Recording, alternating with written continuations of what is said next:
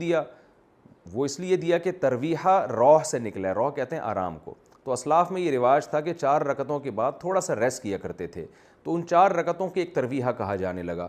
پھر ترویحتین دو یعنی 8 رکعتوں کو، اور 8 سے جب زیادہ ہوں گی اور بہت زیادہ ہوں گی ان کو تراویح کہا جاتا ہے. تو اس میں یہ بھی پتہ چلتا ہے کہ اسلاف نے جو اس کو تراویح کا نام دیا، یہ نام خود اس بات کی علامت ہے کہ یہ 8 یا 10 رکعتیں نہیں تھیں، یہ زیادہ رکعتیں تھیں، تبھی تو اس کو تراویح کا نام اسلاف نے دیا. تو اس لیے قیام اللیل ہونے میں تو یہ سب ایک ہی نمازیں ہیں، لیکن ان کے احکام الگ الگ ہیں. احکام یہ ہے کہ یعنی ایک حکم تو یہ ہے کہ تراویح کی نماز جماعت سے پڑھی جائے گی. نمبر 2 عشاء کی نماز کے فوراً بعد پڑھی جائے گی. نمبر 3 ایک امام کے پیچھے پڑھی جائے گی، کیونکہ حضرت عمر نے سب کو ایک امام پہ جمع کیا، الگ الگ اماموں کے پیچھے نہیں ہوگی وہ. اور تیسری اس کی تعداد یعنی مخصوص تعداد میں ہے، جو چاروں ائمہ کے نزدیک کم سے کم 20 رکعتیں ہیں.